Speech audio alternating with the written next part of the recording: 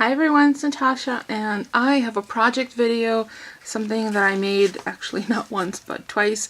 Long story short, we had a snowfall and I placed a card in our mailbox outside the house. Apparently when the mail carrier picked it up, it must have flown out of their hand, ended up in the snowbank, found it a week later, and lo and behold, I made another one. So this is a retirement card for a coworker, and I wanted to show you guys what I used. I know that sometimes it's hard to find a theme, feel for something, especially when it's something for, for a man, so this is a masculine card. So it's a little action wobble card with a cup, a coffee cup, as his initial, the date he started working at the company that we work at, and I used some corrugated paper. The card bases are from, I believe, Hobby Lobby. It's just the regular craft cardstock, comes with envelopes and card bases. The corrugated boards are from the stack of printed corrugated paper pad. I'm pretty sure this is also from Hobby Lobby. Unfortunately, I don't recall. This is from 2014, so obviously I'm using stuff from my stash.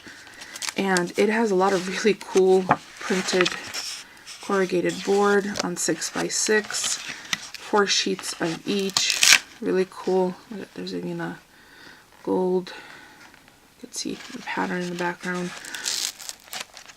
So I thought this is nice to have on hand, especially if you're making kind of a coffee cup theme, because it has that, heat tempering device that's on the coffee cup.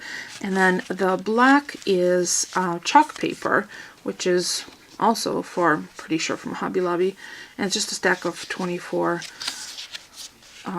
card stock that has a little bit of a grip on it, so you can use chalk markers on it, which is really cool. I did not use that this time, but I thought it was nice to have the contrast. So, and I typically stick with 2 or 3 colors per card. That's just my personal aesthetic.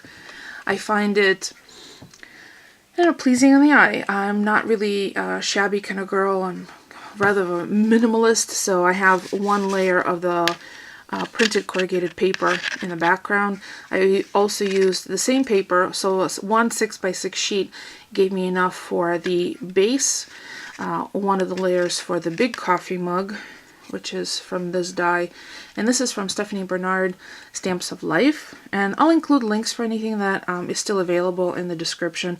So that's the large set, and then I also used the small set, which just came out pretty recently, on the small little action wobble one, which I so love. And look at all the dimension.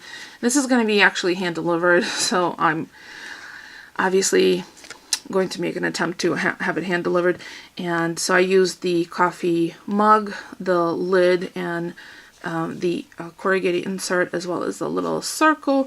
There is also a stamp set that goes with it, and these two are set, so the stamp and the die set.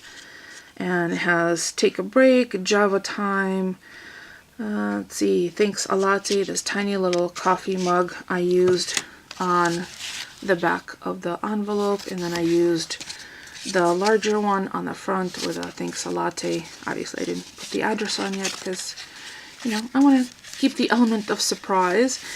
So, dimensional adhesives in between, layered up between the black and the white cardstock. The white cardstock, I think, is from this particular set.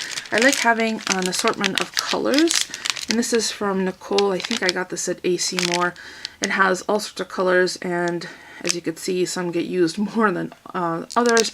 Especially if you're a card maker, this is nice to have on hand instead of having giant 12x12 or even 8.5x11 sheet size.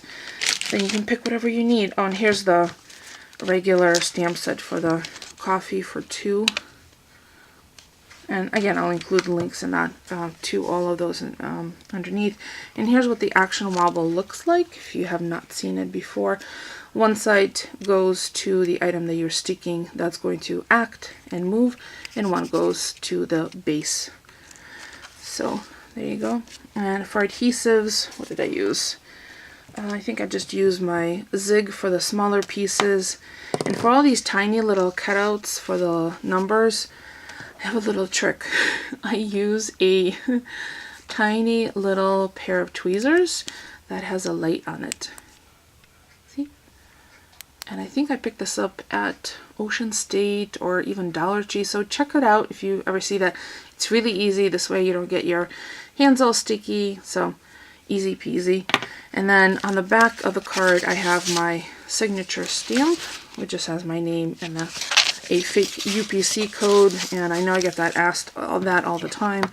So here's the stamp, and I clean it with another little Dollar Tree trick, a little black bristle brush, and I just use stamp cleaner on it, and I will clean it out this way. I do have to label it so nobody accidentally uses it for anything else, which they shouldn't. And then last but not least, my newest little acquisition. I know this looks like a funky pen, but it's not, because it's a pair of scissors. Isn't that cool? So I have everything at my disposal.